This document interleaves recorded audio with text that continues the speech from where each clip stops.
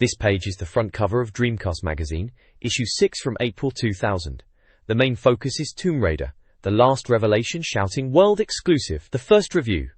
Lara Croft is plastered all over it, looking very angular in her classic polygonal style. They're also previewing Soul Reaver, calling it a monster adventure, Zombie Revenge, which they think is undead good, and Rayman 2, noting he's bounced back. It also mentions an exclusive Dreamcast demo disc included in the magazine, which was always a treat back then. Down in the corner, it hints at guides inside for Virtua Striker 2, Resident Evil 2, finding things online, and even getting into the games industry. Standard cover fare for the time, really.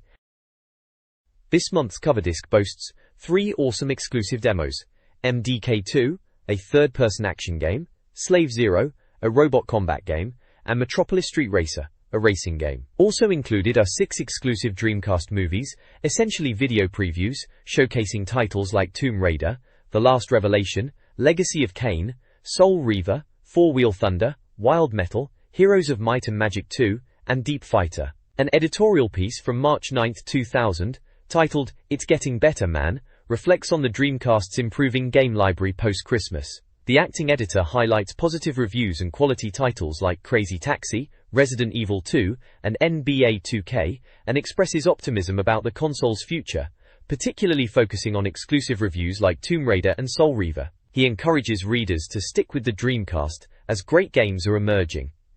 Warrington. This page showcases an advert for the game Soul Fighter. It's proclaiming itself as the game that only 1% of gameplay in Soul Fighter is like heaven, while the other 99% is greatness. Conceived for the Dreamcast, it's being touted as free roaming and next generation. The advert features prominent imagery of the game's logo and action screenshots, highlighting the fantasy combat and character designs. This page is the contents page for issue 6, dated April 2000. It's laying out what's inside this edition of the magazine. In the preview section, we've got a look at Rally 2, Millennium Edition, Echo the Dolphin, Defender of the Future, Sega GT, and Resident Evil, Code Veronica. Looks like they're also previewing Tony Hawk's Skateboarding, The Nomad Soul, a game called Dragon's Blood, Sword of the Berserk, Guts Rage, and Street Fighter 2i, Double Impact, Pra. Moving on to features, there's sections called Talent, Drinking and Thinking, and Jobs in the Industry. Reviews-wise, they're covering Tomb Raider, The Last Revelation, Wild Metal, Rayman 2, The Great Escape, Zombie Revenge and Legacy of Kain, Soul Reaver. Under Vibe, there are sections called Vox Pops, People, How To, Get the Best Out of Search Engines, Virtual Striker 2 Player's Guide, Resident Evil 2 Player's Guide, and In the Hot Seat. Finally, for the regular sections, there's the usual Upfront, Charts, Back Issues, Gadgets, Mailbox, Minibox, and Subscribe. So, a good mix of previews, reviews, and regular features to look forward to in this issue. The next page showcases a deep dive into the iconic Lara Croft and the phenomenon that Tomb Raider became. It's a real retrospective piece, celebrating her rise from her debut on the Sega Saturn back in '96 to becoming a global gaming icon. The page is a collage of magazine covers and articles all about Lara, really emphasizing her impact. There's a massive 3D render of Lara front and center, along with headlines like, "Since Lara Croft made her very first appearance on the Sega Saturn in 1996, she's become a global phenomenon." It's a visual celebration of Tomb Raider's journey and Lara's enduring appeal. This page, it's an advert, plain and simple. It's all about Lara Croft, the world's biggest virtual superstar they're calling her, making her way to the Dreamcast. Bit of a celebratory announcement really, declaring she's come home to the Dreamcast. Of course she was a big deal back then, proper icon, so it makes sense to highlight her arrival on Sega's console. April 2000, so that places it nicely in the timeline.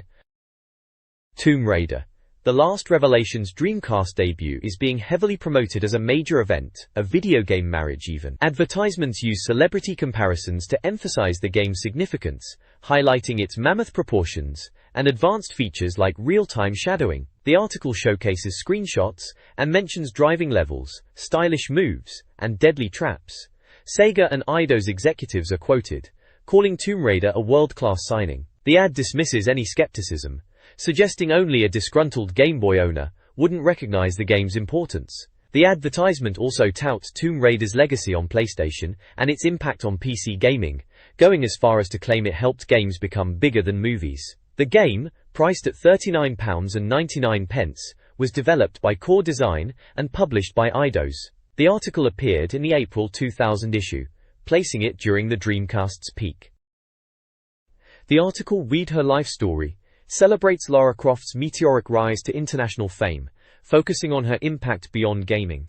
Conceived in 1995, Lara debuted at E3 Feat 96 with the first Tomb Raider, which quickly topped charts and won Game of the Year. The article details her widespread appeal, from celebrity endorsements to appearances in comics, music videos, and major publications like Newsweek and Rolling Stone. Lara Croft's reach extended internationally, with appearances on German MTV and plans for a Daihatsu music video. She solidified her status through events like the Tomb Raider 2 launch at the Natural History Museum, and merchandise tie-ins, like clothing and car advertisements. By 1999 she was the face of LucasAid, and in 2000 remained a relevant figure in Tomb Raider: The Last Revelation, appealing to a broad audience, showcasing her lasting cultural legacy.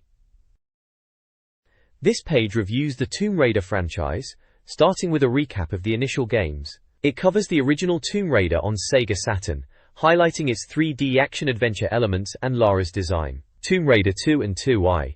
Adventures of Lara Croft are also summarized, mentioning key features like the Dagger of Sian and diverse locations. The page then focuses on Tomb Raider: The Last Revelation on Dreamcast. Adrian, involved in the Dreamcast port, praises the game's visuals, pointing out improved shadows, reflections, and a smooth 30 FPS frame rate. The second article explores Lara Croft's public perception. Interviews with Londoners gauge her relevance, considering if she's still seen as sexy, and whether her appeal transcends gender. While acknowledging her iconic status, the interviews reveal varied opinions, suggesting her impact remains significant, although her groundbreaking status may have diminished. This page details a puzzle teaser level called Tunnel Vision for Tomb Raider on Dreamcast, subtitled A Tomb Raider Teaser to Tickle Your Taste Buds. It's described as a perplexing puzzle in the remarkable rotating room. Phase 1 guides players into a room and instructs them to pull a lever, opening a hatch. This then rotates the whole room, leading to Phase 2. Phase 2 explains that Lara can now drop into the area. It mentions the Hand of Sirius, climbing and using ropes to reach higher platforms. Lara can then leap to a high ledge and lever, which rotates the room back to Phase 3. Phase 3 involves heading to a socket, placing the Hand of Sirius, and using a rope to climb and reach the exit, collecting a prize and finishing the level. The accompanying screenshots visually demonstrate these steps through the level layout. It's a classic Tomb Raider puzzle setup. Looks like a decent challenge for Lara fans. The article, We Have the Technology, We Can Rebuild Her, examines Lara Croft's evolution in Tomb Raider: The Last Revelation. It chronicles her visual upgrades from 1996 to 1999, noting improvements in textures, polygons, and facial features, playfully comparing these enhancements to cosmetic surgery with estimated development costs. The piece also explores Lara's significance as a female character in gaming, including perspectives from developers and journalists. Some see her as a positive role model and representation of women, while others criticize her design through a male gaze. The article includes quotes about her impact and how she is viewed by both men and women. It also considers the controversy and censorship that surrounds her design, concluding that the game is worthwhile. Gay. This piece reviews computer-generated careers, focusing on the actresses associated with Lara Croft, including Rona Mitra, Nell McAndrew, and Lara Weller. It acknowledges Tomb Raider's pioneering status with its polygon-based female lead and the evolution of its visuals. The text also briefly touches on debates surrounding Lara Croft's representation. It provides a peek into Tomb Raider: The Last Revelation, with gameplay screenshots highlighting puzzle solving, exploration, and combat. An interview with executive producer Adrian Smith reveals the game's design philosophy, prioritizing exploration, secret, and balanced challenge. The review gives Tomb Raider: The Last Revelation a 7/10, praising its level design, visuals, playtime, and secrets. Negatives include fiddly controls, a slow pace, and dated graphics. The review suggests the developers could have done better. This page is an advert for the Nomad Soul, boasting it as the ultimate out-of-body experience and urging you to exploit the promise of Dreamcast. It's flagged as an epic action/adventure game and quite interestingly, it highlights the original soundtrack by David Bowie and Reeves Gabrels. The advert features some striking imagery, with faces and in-game environments, giving a sense of the game's atmosphere. Published by Quantic Dream and Eidos, it certainly looks like a title aiming to push the boundaries of the Dreamcast. Dreamcast is getting a boost with major titles. A new, enhanced version of Half-Life is confirmed, featuring a new mission from Gearbox Software, improved graphics, and online play, potentially followed by Quake 2 Arena. Star Wars Episode I Racer will offer enhanced graphics, split screen, and online leaderboards. An Austin Powers game, promising adult humor, is also coming. In other news, Shenmue, Soul Calibur, Seaman, and Space Channel 5 are nominated for Japanese awards. Speedball, 2100, and a Shockwave demo of Choo Choo Rocket are on the way. Fans of turn-based strategy can look forward to Worms Armageddon 2, and a few text-based adventure games like Title Fight, Roswell, and Dark Fighter are also announced. Dreamcast is set to receive a flurry of new titles. Dead or Alive 2, known for its Babefest style, is confirmed. Nightmare Creatures 2 offers 30 levels of creature-filled combat. Alone in the Dark, the fourth installment promises classic horror on an island setting. Peter Molyneux's ambitious God game, Black and White, is also announced, featuring online multiplayer. Railroad Tycoon 2 is coming for strategy fans. In other news, Konami held a SEGA Bass Fishing Tournament, won by Mark Adams, and is enlisting sports stars for promotions. A Muppets game, Super Furry Animals, is in development. SEGA launched Switch It, a data download service tied to the SEGA Watch, and celebrated reaching 200,000 European Internet users. This preview covers several upcoming Dreamcast games. Tony Hawk Skateboarding 2 promises more skating action, new tricks, larger environments, and split-screen multiplayer. Disney's Dinosaur, an action-adventure game, aims for a younger audience. Silver, an action RPG, features Knight David battling the evil wizard Silver. Dogs of War offers tactical wargame battles, with strategic combat, and a campaign. In games news, UFC Ultimate Fighting Championship is touted for its realistic fighting, potentially surpassing Ready 2 Rumbles. A Dreamcast television set is in the works. Virtua Cop 2 is confirmed for the Dreamcast. King of Fighters is going 3D. Lastly, Armada 2, a strategy game sequel, promises improved online play. This article previews a couple of upcoming Dreamcast games and provides some news snippets. Jambo! Safari, a driving game, involves catching animals with nets from a Jeep. The Dreamcast webcam, DreamOn, is also highlighted, showcasing its video phone and digital camera capabilities, including photo editing and online features. In gaming news, Shenmue promises improved translation and voice acting. A sequel to Ready 2 Rumble Boxing is in development. Leonardo DiCaprio surprisingly endorses the Dreamcast. Quake 3 Arena for Dreamcast is confirmed, emphasizing online play. Finally, Soul Calibur's release date is set for April. Midway is bringing Sage's Heroes, an Army Men 3D action-adventure game, to the Dreamcast, featuring World War II weaponry and online/split-screen multiplayer. The page also includes a reader poll for most anticipated Dreamcast games, with a chance to win a visual memory unit. The Your Most Wanted chart shows Shenmue at number 1, followed by Resident Evil Code, Veronica, Metropolis Street Racer, Half-Life, Sega GT, Echo the Dolphin, Tomb Raider, The Last Revelation, D2, GTA 2, and Power Stone 2. Power Stone 2, with 4 players simultaneous play, and Echo the Dolphin are both expected in April. The magazine features an article on game delays, a common frustration even back then. Named and Shamed highlights several delayed titles. Sega Bass Fishing faced production issues. Street Fighter Alpha 3's Dreamcast release slipped, and Evolution from Ubisoft was delayed for soft-minute translation. Revolt from Acclaim had quality control problems. Why? Discusses the causes of delays, using Bizarre Creations' Metropolis Street Racer as an example. The article speculates on quality assurance and the fast-paced industry as contributing factors. Seriously Addictive showcases 4 exciting games. Crazy Taxi is praised for its arcade conversion and music. NBA 2K is touted as the best basketball sim.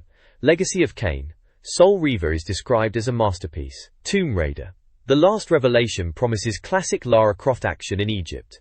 An advertisement for an online retailer. Top Dog 4 Games, closes the spread. The article highlights Dreamcast game popularity, featuring HMV's Top 10 and ChartTrack's Top 20. Revolt, Virtua Striker 2, and Deadly Skies are prominent in both charts, with Soul Calibur and Sonic Adventure also performing well. Mini-reviews praise Soul Calibur for its fighting depth, Crazy Taxi for its arcade feel, Sonic Adventure for its adventure elements, despite graphical issues, Ready 2 Rumble Boxing for multiplayer fun, Virtua Striker 2 for accessible gameplay, and Street Fighter Alpha 3 for its classic conversion. A competition offers an ultimate accessory package to supercharge your Dreamcast. Furthermore, a £5 off voucher encourages purchases. Chart analysis suggests Deadly Skies had a strong launch, while Revolt, Virtua Striker 2, Soul Calibur, Sonic Adventure, Crazy Taxi and NBA 2K remain chart staples. Dreamcast Magazine's feature, University Challenge, challenges 4 South London students, Alistair Reeve, Lisa Morden, Matt Took, and Rich Brown, to trade their PlayStations for Dreamcasts for a month. The article details their PlayStation favorites and initial reactions to the swap, highlighting titles like Soul Calibur and Ready 2 Rumbles. A back issues section advertises previous editions, each priced at £5.99. Issue 0, October 99, offered a beginner's guide. Issue 1, November 99, focused on Shenmue.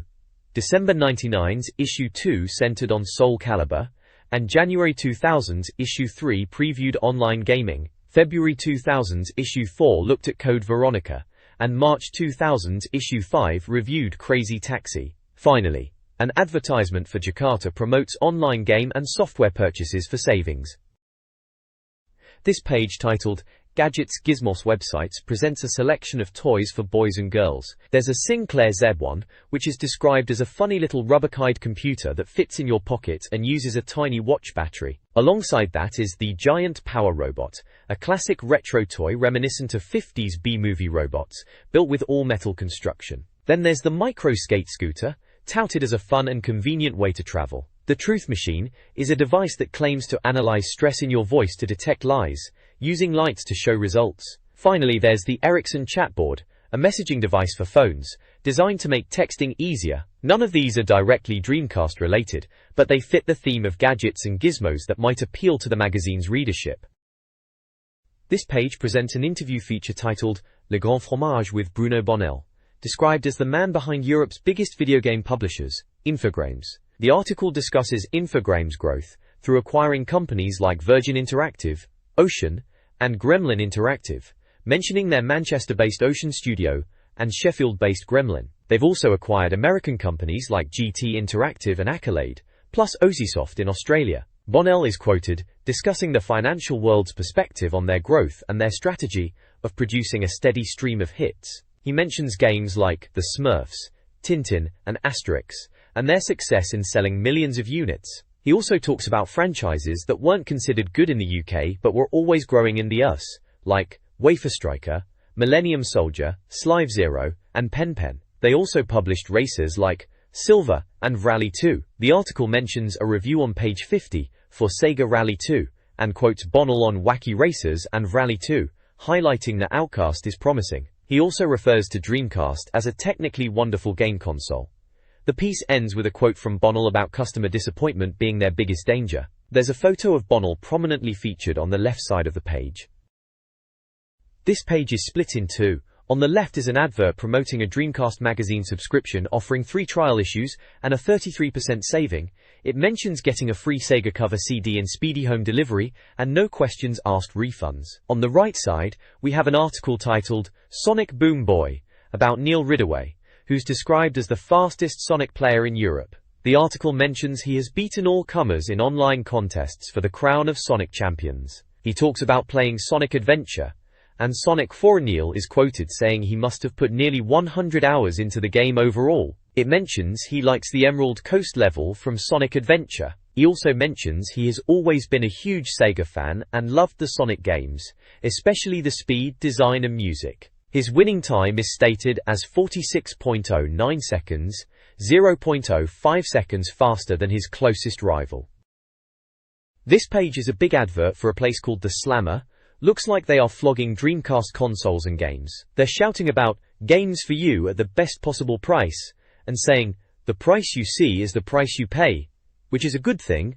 No hidden costs then. The main offer is a SEGA Dreamcast console plus any game for £199.99, which was a pretty decent deal at the time. They've got lists of Dreamcast games and accessories, as well as PlayStation stuff, all with prices. Looking at the Dreamcast games, you've got your classics like Crazy Taxi, Shenmue, Soul Calibur, Space Channel 5, Sonic Adventure, Rez, loads of racers and shooters. Accessories-wise, they've got things like vibration packs, controllers, VMUS, and even arcade sticks. There's a section called Customer Loyalty with a difference, where they are banging on about good customer service and loyalty points. Sounds like they're trying to keep customers happy, as you do. Another bit, Please Release Me, is about release dates always changing and taking ages for games to come out, something every gamer moaned about back then. Finally, there's a Shark Bites Back section, someone writing in about SEGA Bass Fishing, saying it's great with the fishing rod controller and feels really realistic. Overall, just a big advert trying to shift consoles and games. Rally 2, Millennium Edition is coming to Dreamcast, promising high-octane arcade fun with realistic handling. Developed by Eden Studios and published by Infogrames, the game is scheduled for release in May and features a 2 to 4 player split-screen mode. The Dreamcast version boasts an improved track editor, expanded car selection, and refinements to multi-car racing. Influenced by SEGA Rally 2, but aiming for a unique arcade experience, Rally 2 offers new tracks, challenging opponents, and enhanced graphics, including upgraded lighting and backgrounds. The track editor is emphasized, described as an easy-to-use, near-professional system, akin to a giant Lego system. Producer Olivier Raffard highlights the significant development effort, starting in 1998, to optimize the game for Dreamcast. The preview indicates exciting in-game action and a user-friendly track editor interface, suggesting Rally 2 will be a hit with racing fans. This page continues the preview of Rally 2 for the Dreamcast, and this time it features an interview with none other than Rally legend Ari Vatanen. Ari explains he was brought in to advise the Rally team, and he's clearly impressed, mentioning the cars feel great, and they've really captured the sensation of rally driving. We get a look at some in-game action with screenshots showing off the cars and environments, including night stages and the Spanish Rally. They're really pushing the Dreamcast with visual detail, boasting about improved lighting, and even country-specific trees, which is a nice touch. The preview highlights the progressive and intelligent damage system, so you can expect your cars to get a proper battering as you race. They've clearly put a lot of effort into making the car handling feel realistic, and Areri seems to think they've nailed it. The developers at Eden Studios sound pretty confident they're making a great rally game for the Dreamcast, and from what's shown here it's certainly shaping up nicely. This page is a preview for Echo the Dolphin, Defender of the Future on the Dreamcast. It's fantastic to see Echo making a comeback. It's been a while, hasn't it? They're really hyping up the graphics here, calling it an astounding level of graphical detail and stunning lighting effects. Looking at the screenshots, you can see they've really captured the underwater world, with some lovely detail. They mention it's not just eye candy though, it's got a proper story this time, written with input from a sci-fi author, David Brin, who wrote The Postman. Interesting choice. Gameplay is described as action, puzzles and exploration, like the old Echo games but bigger and better. They are using their own game world builder tool for development, which sounds pretty advanced. The producer, Gergely Lisi S.A. Sinzar, is quoted talking about the story and how they've blended myth and science, and how they're using tech to really bring the game to life. They even mention the humor and compare it to a fishing game of all things. It sounds like they're aiming to make this a visually impressive and engaging Echo adventure for the Dreamcast. The next page is a preview for Rayman 2, The Great Escape on the Dreamcast. They're really pushing the visual side of things here, calling it so beautiful you'll want to share it, and highlighting ultra-fast gameplay with unbelievable graphics. It mentions new levels will be downloadable from the Rayman 2 website, which was a neat idea back then. Plus it seems they're including an exclusive multiplayer map for up to 4 players. The screenshots show off the colorful 3D world and the classic Rayman characters looking as vibrant as ever. It's definitely showcasing the visual flair that the Dreamcast could deliver. SEGA GT, a Dreamcast racing game, is touted as a highly realistic driving experience. It emphasizes depth and realism, inspired by Japanese driving games and car culture. The game boasts ultra-realistic handling, over 100 real cars, and extensive customization options. Players can modify cars extensively, from basic models to high-performance sports cars, with detailed tuning possibilities. The game features single race and championship modes, with a focus on car modification, including a carrozzeria mode to build cars from scratch. Graphics are praised for their cleanliness, sharpness and detail. Additional features include a two-player mode and downloadable minigames. SEGA GT aims to appeal to car enthusiasts, especially those interested in car customization and detailed gameplay.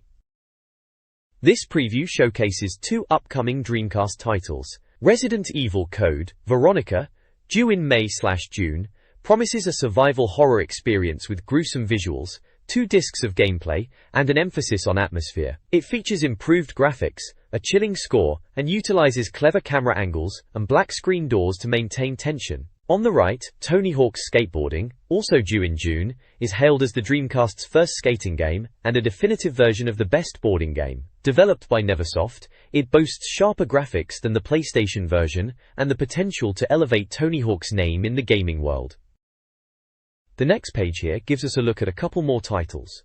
First up we have the Nomad Soul from Eidos and Quantic Dream, due out in April apparently. This one's quite interesting, a huge 3D city to explore, and they've got David Bowie doing the music and motion capture. Quite ambitious really. Sounds like a proper adventure game with a complex storyline involving a police investigator and some sinister goings-on in this city. They're really pushing the idea of freedom and exploration within the game world, and it does look rather impressive graphically for the time.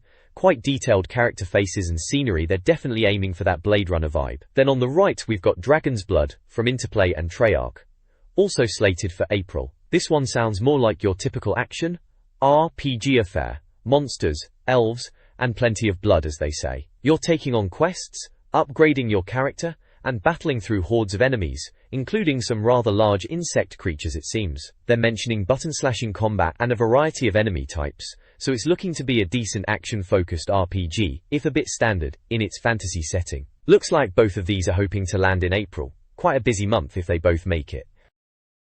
This page previews 2 upcoming games. Sword of the Berserk, Guts Rage, an action game from Eidos and Ukes, promises a blood-soaked experience with a compelling storyline and unique camera angles. It's described as very Japanese, potentially challenging for those unfamiliar with the language. Screenshots showcase Guts, his enormous sword, and even a fairy, highlighting its gory action gameplay. Street Fighter II Double Impact, from Virgin and Capcom, combines the original Street Fighter II and Second Impact. This compilation features enhanced animation and a more tactical approach compared to Street Fighter Alpha 3. The Dreamcast version aims for arcade-perfect graphics. Screenshots depict in-game action, including Ken and Ryu, and a character named Urien. A potential delay to May would allow for further polishing. This page is an advert for Crazy Taxi, and it's a rather striking one. They've used the classic line, "I left my heart in San Francisco," but given it a dark twist, showing a chap in a hospital bed surrounded by doctors, hooked up to machines. The idea being, I suppose, that the taxi rides in this game are so wild they're literally heart-stopping. It mentions that even though San Francisco is a beautiful town, the cabbies are lethal. You get to choose from 4 different drivers and vehicles, and it's all about cutting through traffic and driving like a maniac to pick up passengers and get them from A to B in record time. The tagline is, "Remember, no one said they had to arrive in one piece," which pretty much sums up the chaotic fun of Crazy Taxi. Of course, it ends with the Dreamcast logo and the boast about up to 6 billion players being able to enjoy it. The screenshots show some typical Crazy Taxi action with different drivers and passengers speeding through the city. This magazine issue features a subscription offer, promising 3 trial issues, a 33% discount, reducing the annual price from £19.89, a free monthly cover CD, and home delivery. The trial is risk-free, with a full refund available if cancelled within 3 months. The reviews section focuses on Dreamcast games. The article praises the system's emulation and visual improvements, referencing Tomb Raider, The Last Revelation. 5 games are reviewed: Legacy of Kain, Soul Reaver, 80%, Rayman 2, The Great Escape, 70%, Tomb Raider, The Last Revelation, 84%, Wild Metal, 8%, and Zombie Revenge, 76%. The reviews highlight improved arcade conversions and additions to the Dreamcast versions, such as graphical upgrades and exclusive content for Rayman 2. The issue also includes the magazine's rating scale, ODM ratings, from 1 to 10. The next page showcases a review for Rayman 2, The Great Escape on the Dreamcast. It seems they've got Ed Lomas, who proclaims himself to be Rayman's biggest non-fan, to review it. The article title is quite bold, stating, Rayman 2 The Great Escape. There's a screenshot from the game showing Rayman jumping across platforms with a rather menacing mechanical character in the background, and another screenshot on the left showcasing a pirate ship with a character at the helm, typical Rayman style. The reviewer seems to be acknowledging that whilst he's not the biggest fan of the Limbless Wonder, he's been impressed. He mentions the game's strong characters and platforming gameplay, noting that you've got to care about whether if you're making hop from ledge to ledge, otherwise you'll end up in piranha-infested waters. He compares Rayman to Sonic, saying Rayman isn't as strong a character, but he's good-looking, and that the game is sparkling. He finishes off by stating that whilst 2D platformers on Saturn and PlayStation were good, Rayman 2 certainly made him a fair number of enemies people who couldn't handle the fact. It's a pretty positive spin, despite the initial non-fan angle. They gave Rayman 2 a score of 70% on the previous page, so it's a decent but not outstanding score in their book. This page continues the Rayman 2, The Great Escape review, and focuses on a bonus 4-player game called Sweaty Glowbox, which is exclusive to the Dreamcast version. It seems in this mode, players control glowboxes in a maze, collecting yellow lums. A bit of multiplayer fun there then. There's a Speak Out section, where they've interviewed François Quenec, described as an artist and animator. He reckons Rayman 2 is beautiful, fast and fun, and particularly likes the multiplayer aspect and the music. He even mentions that the first Rayman game was his inspiration. The screenshots really showcase the game's character, one being inside a monster's mouth, genius, as the caption cheekily puts it, and another with, the world spins around as you steer this high-speed armchair, which sounds like classic Rayman craziness. This review praises Rayman 2, The Great Escape for its strong platforming gameplay, platform soul, level design and variety. The reviewer highlights the game's craftsmanship, introducing new elements to keep things fresh. They showcase the game's quirky characters, including Glowbox and Nolly the Fairy. The verdict is overwhelmingly positive, calling the game classy fun with beautiful visuals, variety and easy accessibility. The reviewer points out that the game is slightly clinical, but the linear story doesn't detract from the overall experience. In 1 hour, you'll be freeing Nolly the Fairy. The game scores an 8/10, and has technical details including Rayman 2, DC.com, 4-player maximum, full-screen PAL and VGA video modes, a £39.99 price tag, and development/publication by Ubisoft. It sounds like a must-have for the Dreamcast. This page is a review for Zombie Revenge. The review starts by showing a rather gruesome-looking zombie character, looking like he's just stepped out of a bonfire. The text next to it jokes about a shotgun being handy. The review itself talks about the game's core concept being about cleansing the earth of cursed cadavers. It's definitely leaning into the over-the-top zombie action. Flicking over to the right page, there's a section titled, Shoot Them in the Eyes.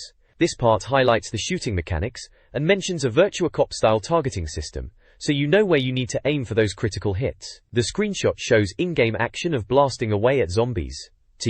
Then there's a section called Night of the Confusing Dead, which positions Zombie Revenge as a spiritual successor to House of the Dead 2, but with a focus on beat-em-up action alongside the shooting. It mentions Dynamite Cop as another reference point for its arcade-style violence.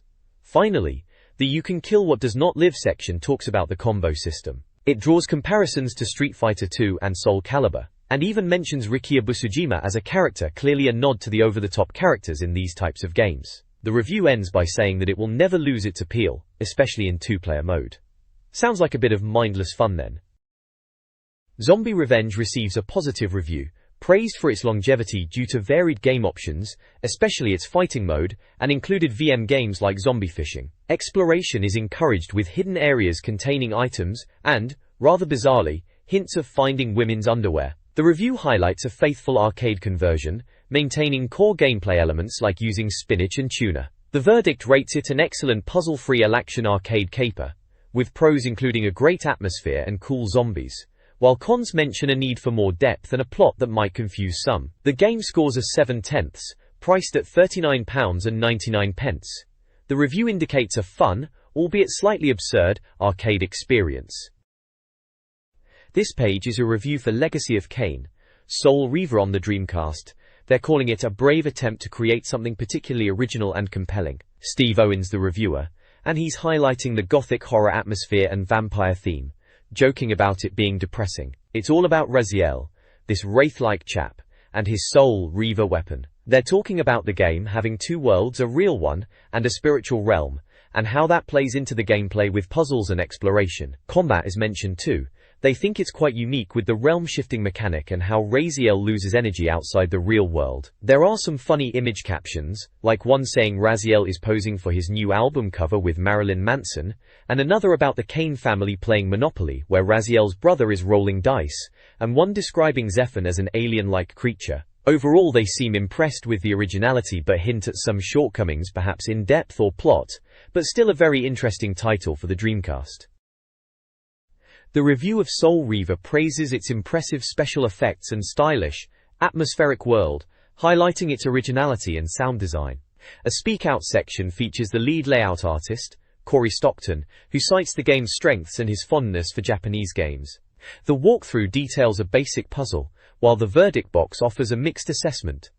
The review acknowledges the game's strengths, including original storytelling and sound.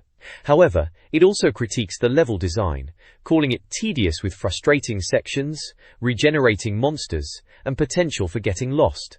The reviewer specifically mentions a tomb that takes an hour to complete, which isn't a compliment. Despite these flaws, the game receives a 7/10, suggesting it has promise despite its execution issues. This page features a review for Wild Metal, which they're touting as Take-Two's rival to Red Dog, reviewed by Stuart Dredge. The game gets a middling score of 7 out of 10, branded as a strictly average title. They say you wait ages for enemies to turn up, and then two appear at once. The review itself talks about Wild Metal being a tank combat game with realistic physics, but ultimately finds it quite dull overall. They admit it has its moments, and there's a variety of vehicles and enemies to battle against, as shown in the screenshots which depict various tank engagements in different landscapes, including some nighttime action. One image highlights realistic physics, another, a case of kill or be killed in close combat, and another shows atmospheric nighttime level. There's a Speak Out section, with Gary Foreman, the head producer on Wild Metal. He's asked what's good about Wild Metal, and he says it's got great level design, enjoyable gameplay, varied environments, and a real tank driving feel. When asked about other Dreamcast games he enjoys, he mentions Soul Calibur, Crazy Taxi, and Power Stone. He finishes with a bit of banter about whether reviewer Lara Croft actually exists. Overall, it sounds like Wild Metal is a bit of a mixed bag, technically impressive with its physics, but maybe lacking in that essential spark to make it a truly great game. Wild Metal receives a lukewarm review, scoring a 5/10. The multiplayer is split screen, but the action is slow, and the vertical split isn't ideal. The game features custom arenas and various tanks like the Rhino, Manta, and Cheetah, each with unique characteristics. Positives include realistic physics and pickups. Negatives include dodgy AI, slow pacing, and occasional slowdown. Gary Foreman from DMA Design praises the level design and gameplay. The page also includes advertisements for retro game buying/selling, Cybernet, cheat codes, Cheats Unlimited, and a Dreamcast game service Dialogame, offering rentals or purchases of popular titles and accessories. The next page in this magazine takes a breather from games and heads, down to the Freedom Brewing Company, for a bit of reviews roundup, socializing and drinking. It's all about why Londoners are escaping the norm and flocking to breweries. The article mentions Carnaby Street and Austin Powers as cultural touchstones, and highlights the brewery's German-trained master brewer, and their classic European beer interpretations, especially the local Soho Red, which is described as different. Quite sweet, with a slightly nutty palate. It sounds like a pleasant place to spend an evening after a day of gaming. This page is a reviews roundup section, kicking off with Tomb Raider, the last revelation on Dreamcast. They reckon it's a decent conversion, looking good and playing well, though they admit it's showing its age compared to newer games. One of the reviewers, Stuart, even says, the whole Tomb Raider system is showing its age now. The screenshots show Lara in classic Tomb Raider environments. Next up is Rayman 2 on Dreamcast, and they seem quite taken with it. Warren is quoted saying it's the richest and most complete environment we've seen in a DC game. Apparently, the Dreamcast version is the one to have, especially if you're not keen on fiddly controls. The screenshot features Rayman in a typical colorful level, then there's Wild Metal, but it seems they've reviewed the PC version here. Dan's quote sums it up as nothing to it, just a few quirky ideas but with no sense of story. It sounds a bit lukewarm, mentioning it has some good bits and bad bits, but ultimately feels empty. The screenshot shows a futuristic tank-like vehicle in a desert landscape. Walra. Finally, Zombie Revenge gets a look in, with a quote from Ed saying it's just what Dreamcast is made for. Good looking, fast moving. They're praising its fast-paced action and impressive visuals, calling it a true Dreamcast game. The screenshot shows some zombie action with bullets flying. They mention it's reviewed on page 76, so it's continued elsewhere in the magazine. The next page dives into jobs in the industry, kicking off with games testers. It's all about what it's really like being a games tester, not just playing games all day as some might imagine. Apparently, it's serious work checking for bugs and glitches, making sure the game is up to scratch before release. They reckon it's a good way to get your foot in the door of the games industry. Salary-wise, they're talking £10,000, £15,000 a year for testers, and a bit more for lead testers, maybe £15,000, £20k. Qualifications-wise, they say there aren't any official ones, but you need basic PC skills, good communication, patience, and a real passion for games. They mention you could be working long hours, even until 10 p.m. some days, especially near deadlines, so it's not all fun and games, you know? They also touch on how game companies are keen on hiring younger people straight from school or college, and that testing is a good starting point to move into other roles in the industry, like production. This article explores the role of game testers, featuring interviews with individuals in the field. Roy Guy, Jason Cumberbatch, and Dave Burke share their experiences, highlighting their involvement in testing various popular games. The testers reveal their motivations for entering the industry, emphasizing their passion for gaming. The article discusses the realities of game testing, including bug reporting and long hours. A case study on Toy Commander showcases Sega's rigorous testing process. It further highlights Simon Jeffrey's career progression from game tester to a leadership position at Virgin Interactive and LucasArts. The article concludes with a summary of the pros and cons, with early access and influence as upsides, and long hours as a downside, but ultimately presenting game testing as a viable entry point into the industry. The next page showcases a massive Dreamcast sale at Gameplay.com, boasting extended sale with games from just £29.99. There's a huge list of UK Dreamcast games available at that price point, including classics like Aero Wings Blue Stinger, Recall ES Quality, Suzuki All-Star Rally, Speed Devils, Street Fighter Alpha 3, Suzuki All-Star Rally, Recall ES Quality, B. Aleti Worldwide Soccer, WWF Attitude, and Zombie Revenge to name but a few. Alongside the games, they're pushing Dreamcast hardware bundles and accessories. You can snag a Dreamcast bundle with Wafer Striker and a SCART cable for £249.99. They're also highlighting official accessories, such as the keyboard, visual memory unit, Dreamcast controllers including an arcade stick and steering wheel, jump pack, VGA box, and various cables like SCART, video and AV cables, all at discounted prices. It's a proper Dreamcast bonanza. Looks like they're clearing out stock. Hitting the Bottlenose presents first impressions of Echo the Dolphin, Defender of the Future.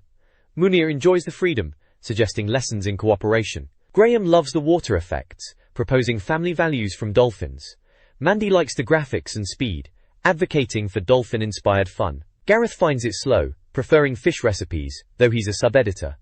Laura finds it calming, highlighting environmental awareness. Latif thinks it tricky but good-looking, emphasizing caring. Simon appreciates the piece, suggesting harmony.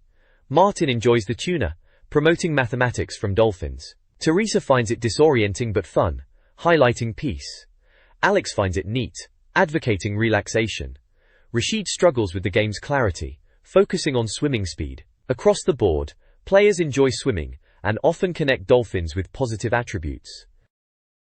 This page kicks off with two contrasting articles, classic magazine style. First up, we've got You Prove That Games Are Good For You, featuring some stress-buster psychologist, Dr. David Lewis. Apparently, he's been running experiments using games like Quake 2i to demonstrate how they can actually be good for stress relief rather than causing it. He's talking about how engaging with games can be a form of catharsis and a healthy distraction. Then, flipping to the right side, it takes a turn with You're an Aussie Dreamcast owner. This one's all about the tough life of a Dreamcast owner down under. It seems Aussies had a rough time getting their hands on Dreamcasts and games, with long delays for everything, and a real lack of net connectivity. They mention one Aussie owner, Arctur Aziel, who pre-ordered his Dreamcast and still faced delays and frustrations even after launch. They list a bunch of games that were available at launch, like Blue Stinger, Trick Style, WWF Attitude, Ready to Rumble, Tokyo Highway Battle, and big hitters like Sonic Adventure, Soul Calibur, and Sega Rally 2, but even getting hold of these sounded like a mission. They talk about demo discs being rare, and internet access being a real issue, painting a picture of it being quite a different experience to being a Dreamcast owner over here. The next page is an advert for the website maximmagazine.co.uk, billing itself as the web magazine for men. It's showcasing various features like news and sport, albums, movies, competitions, interactive features, and chat. They're highlighting different sections like fantasy, virtual photoshoot, and score with lovely Courtney, with screenshots of the website, clearly aimed at their target demographic. Then on the right-hand side, there's a piece titled, "You Know You're Obsessed When, Fanny.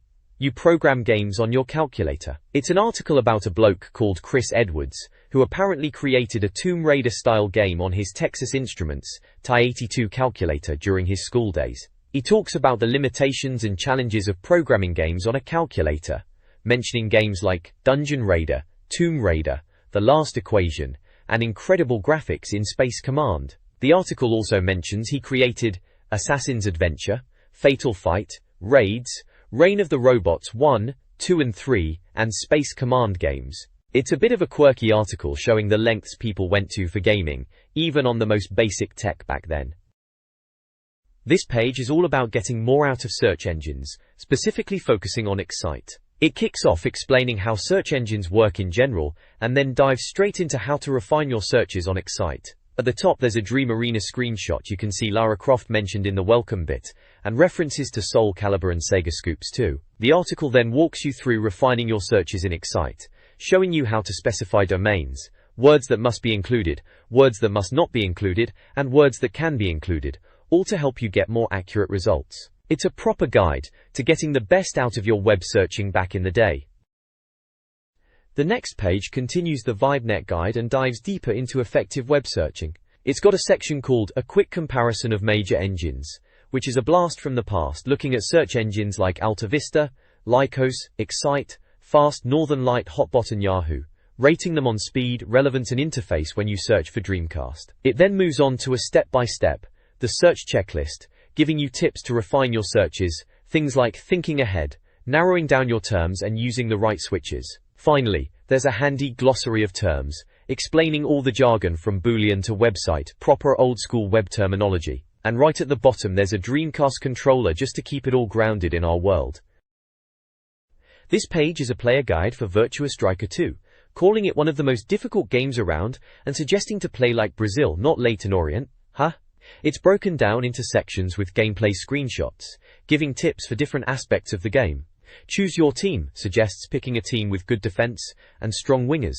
Passing talks about short passes, long passes, and through balls, and how to use the buttons effectively for different pass types. Defending emphasizes the computer AI being fierce and recommends good timing for tackles. Shooting advises using the B button and holding it down for power.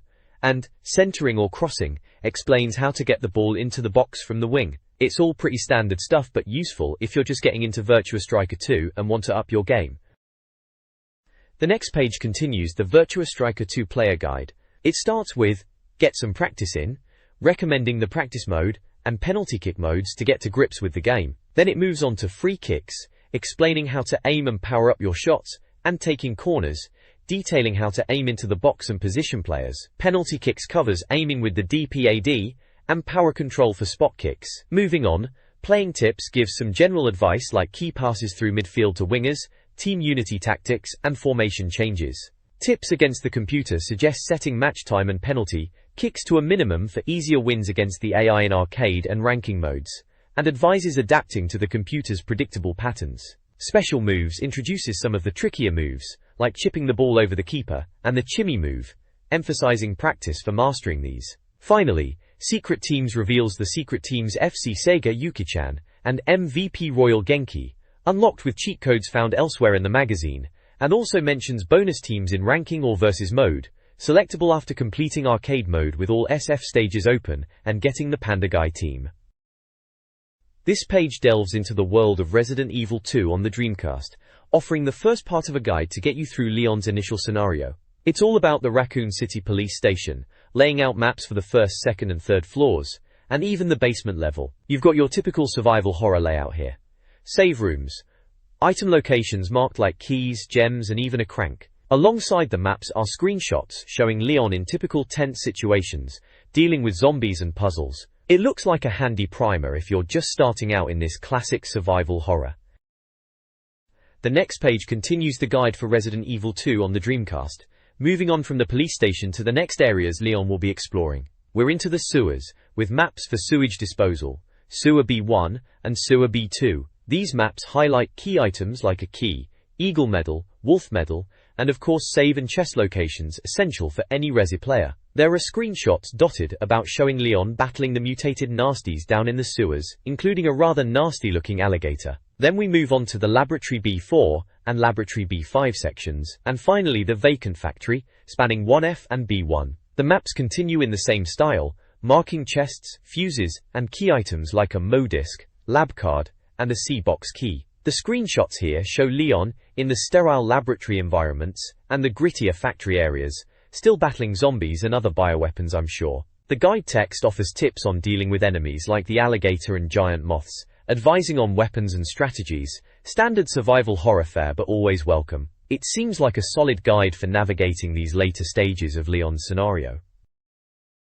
This page is an In the Hot Seat interview with Kenji Kano of AM3, who produced Crazy Taxi for the Dreamcast. He's talking about the creative process behind the game, mentioning it started from the team watching people enjoy car chase scenes in movies, and wondering if that feeling could be translated into a game. He explains the difficulty in getting the arcade version to run on the Dreamcast, focusing on optimizing the data and level design. Kano touches upon various aspects of game development, like boxing crazy challenges, completely crazy gameplay, city planning and dream machine improvements, even culture-shocking game design, and the most wanted features of the game. He also briefly mentions other games he has worked on like Sega Rally, Manx Tret Superbike, and puzzle games like Baku Baku. He talks about AM3's history developing arcade games like House of the Dead, Zombie Revenge, Outrun, Virtua Fighter and Sega Rally, and bringing those arcade experiences to the Dreamcast. There are screenshots of Crazy Taxi gameplay showing off the arcade action. The page also mentions a Crazy Taxi review and feature in issue number 5 of official Dreamcast magazine. This chatback section compiles reader feedback and reviews for the Dreamcast. Readers discuss common Dreamcast issues like scratched Grand ROMs, VMU battery life, and Dream Arena browser problems. Topics also include controller button issues and the Blue Swirl logo. Game reviews feature Virtua Striker 2, 7/10, mixed opinions, Fighting Force 2 3/10, disappointing, Crazy Taxi, 9/10, praised visuals, WWF Attitude, 2/10, divisive with some loving it, and Street Fighter Alpha 3, 8/10, praised gameplay. Finally, there's discussion about the first-person shooter, Maken X, with questions about its European release. The section also provides Sega's contact information for consumer service, internet support, and encourages readers to submit letters. This page showcases a helpful tips Q&A section, where gamers are seeking advice on various Dreamcast titles.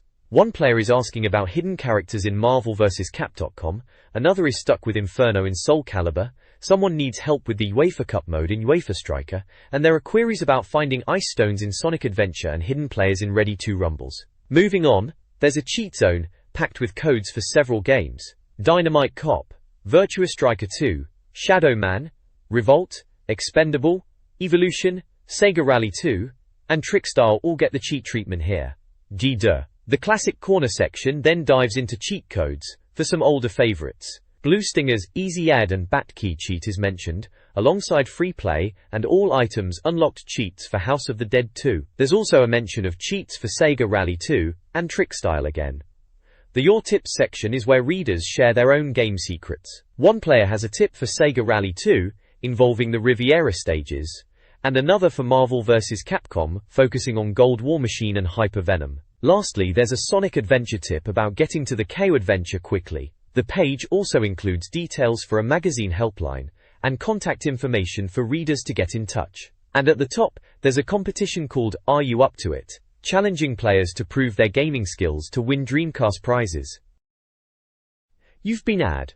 explores the effectiveness of video game and console advertising through a roundtable discussion with advertising experts. Participants, including representatives from BBH and SEGA Europe, reminisce about early memorable ads like those for Atari and Sega. The discussion shifts to how game ads have evolved, becoming more focused on product value. Experts note a shift towards targeting a broader audience, integrating with fashion, music, and mainstream culture. They discuss campaigns like PlayStation's Double Life, which targeted both core gamers and a wider audience, while acknowledging the need for further progress in reaching a truly mainstream audience. The discussion shifts from advertising tactics to the importance of creating high-quality games that elevate the industry. Industry figures debate the evolving perception of gaming, highlighting the Dreamcast's online features as a key appeal. Reaching a wider audience with interactive entertainment is emphasized. While advertising is acknowledged as necessary, the consensus points to the quality of the games as the most critical factor. Examples are given, demonstrating that clever advertising, even with celebrity tie-ins, doesn't guarantee sales if the game itself doesn't resonate. Innovative advertising ideas, like using email, internet, and impactful footage, are recommended. Ultimately, the discussion underlines that truly exceptional games are the foundation for successful advertising and industry growth. This directory presents Dreamcast game reviews categorized by genre. In fighting, Soul Calibur earns a perfect 10 out of 10, praised for its visuals and gameplay. Ready 2 Rumble Boxing and Power Stone both get 9/10 for their fun multiplayer and item system, respectively. Street Fighter Alpha 3, 8/10, and Dynamite Cop, 7/10, offer classic experiences, while Virtua Fighter 3 TB, 7/10, faced comparison to its arcade version. Soul Fighter, 6/10, and Psychic Force 2012, 5/10, have mixed results. Fighting Force 2, 3/10, is panned.